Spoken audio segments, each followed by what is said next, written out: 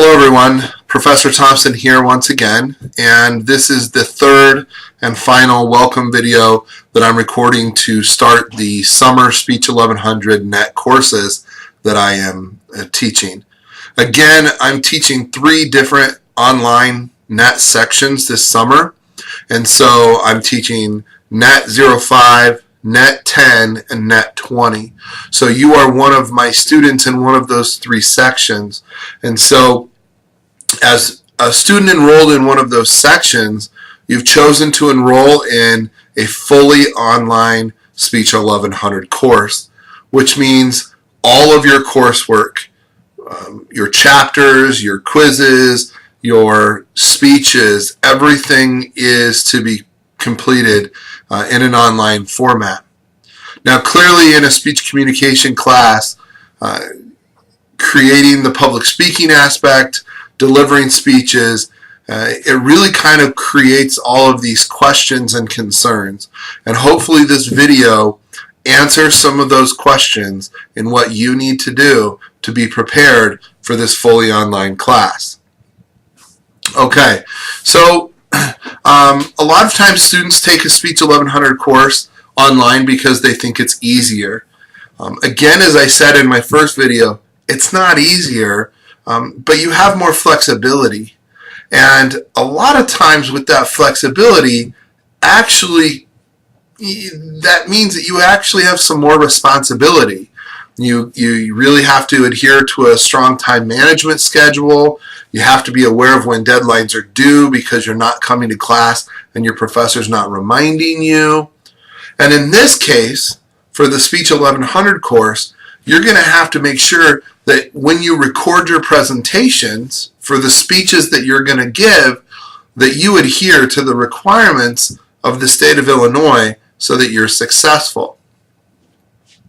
I want you to know right from the start that the criteria that are a part of a fully online speech class are not criteria that were developed by Steve Thompson, your professor. They were not developed by the College of DuPage, which is the institution you're enrolled at. The state of Illinois, the Illinois Community College Board, is the institution and governing body that has created these criteria for fully online speech classes so that all of you enrolled in this class have a transferable credit. And you all want that.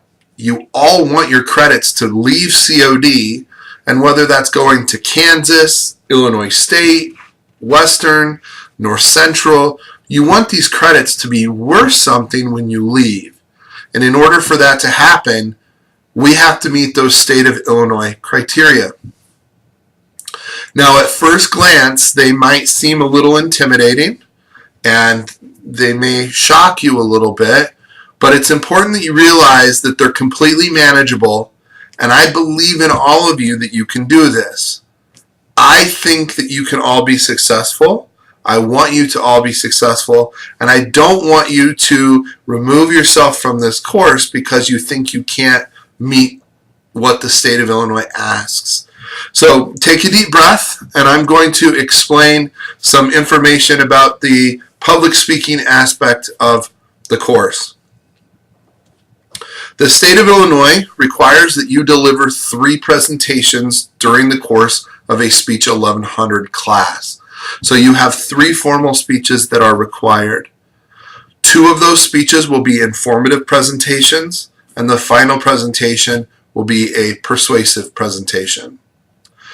I have given direction and have a focus area for the second informative speech and the third persuasive speech. And so as you get to those units and those criteria, I've narrowed the focus down for each of those speeches. For speech number 1, you actually have the freedom and the choice to choose whatever informative topic you want for that first informative speech. The state of Illinois has also set up 3 major requirements of students enrolled in a fully online class for their video submission.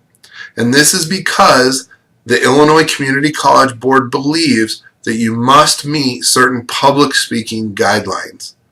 What they don't want is they don't want you sitting in front of a webcam like I am right now talking to you recording a video. Because quite frankly, there's no audience here. I'm not addressing the public, right? I'm also sitting in my office. I'm not necessarily in a public setting where there are other people. So the guidelines are set up on this idea that they want you to engage in some public speaking. I have clearly put the criteria in writing for all of you in both the course syllabus, which is located in Blackboard, and on the course schedule, which is also in Blackboard. So both of these documents are going to contain and outline those requirements for a fully online class.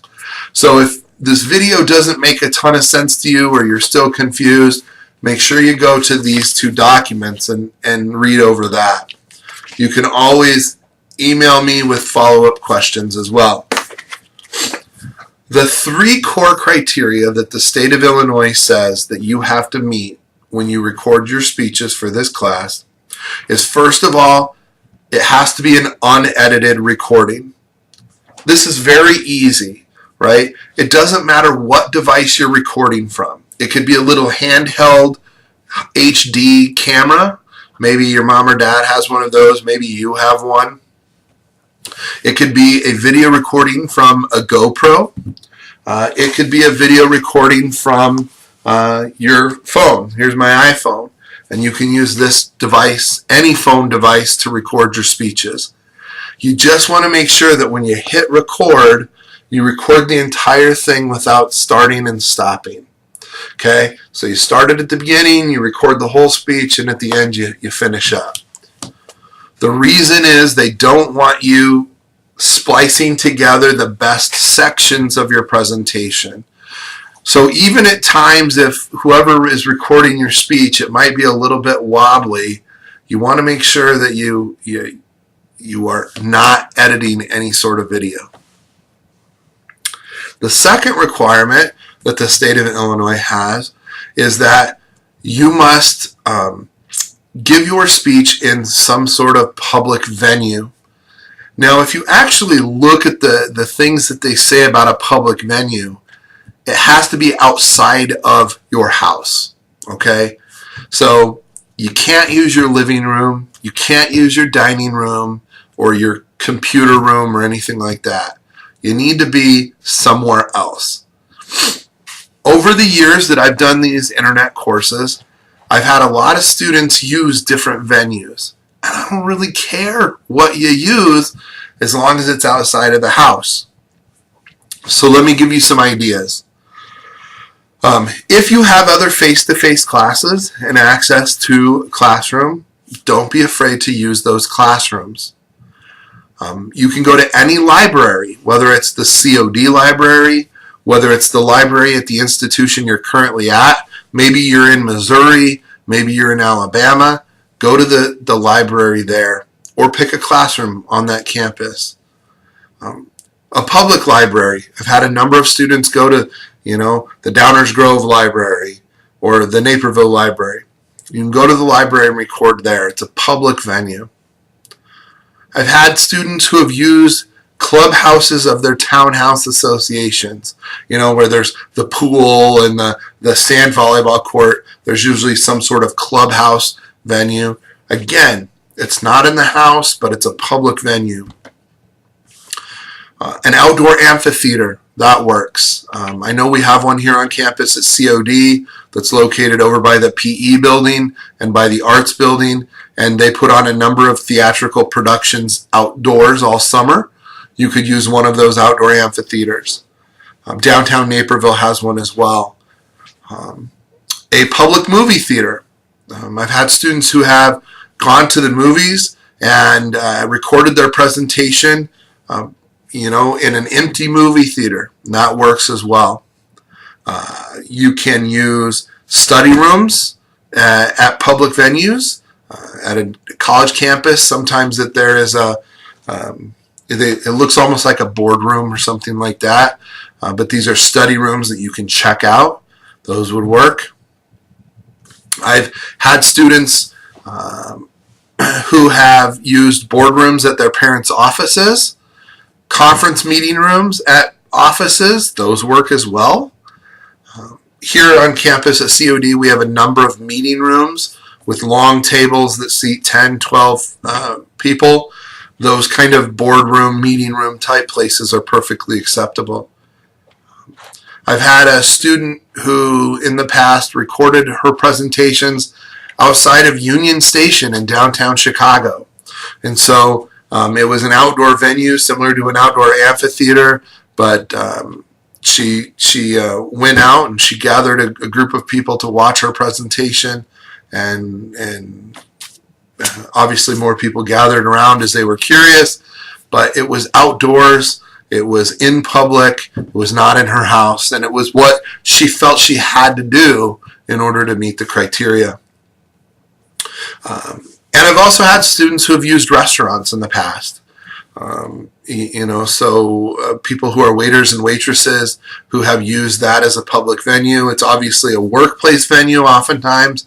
I've had a firehouse before.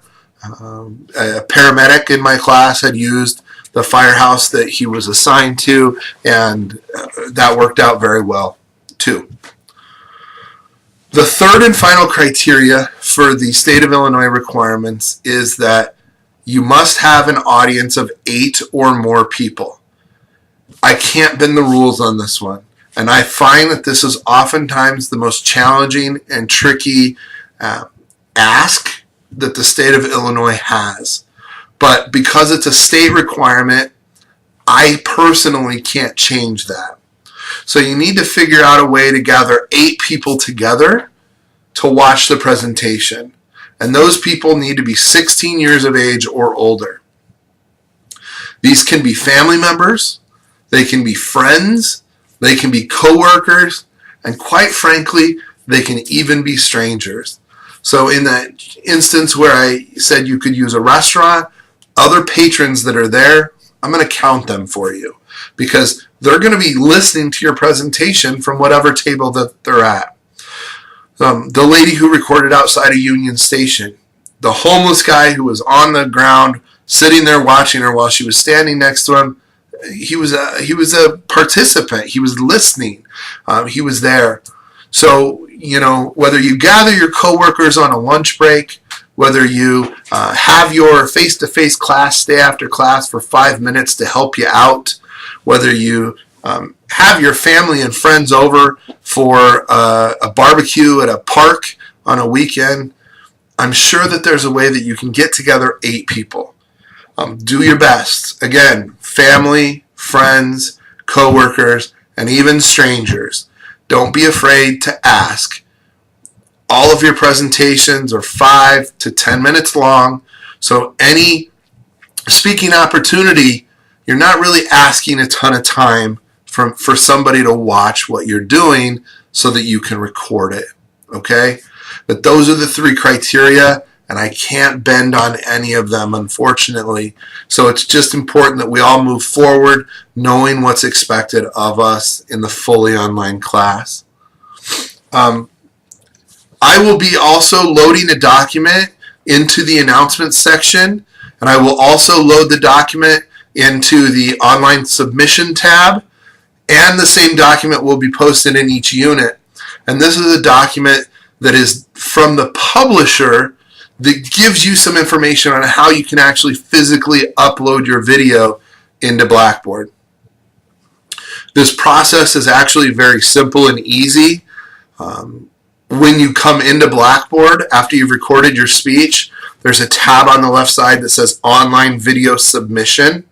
Okay? And you're going to click on the online video submission, and then it gives you some choices. Speech 1, Speech 2, Speech 3, right? So if you recorded Speech 1, you're going to click on that link for speech number 1. Boom. And then right there, it's going to give you some options to be able to upload your video. So it's very easy. It's a couple clicks of the mouse. You access your video file and you upload it in for me to get. It shouldn't be super hard or stressful to actually provide those videos back to me once you've recorded them. Again, it's probably 3 or 4 clicks of the mouse.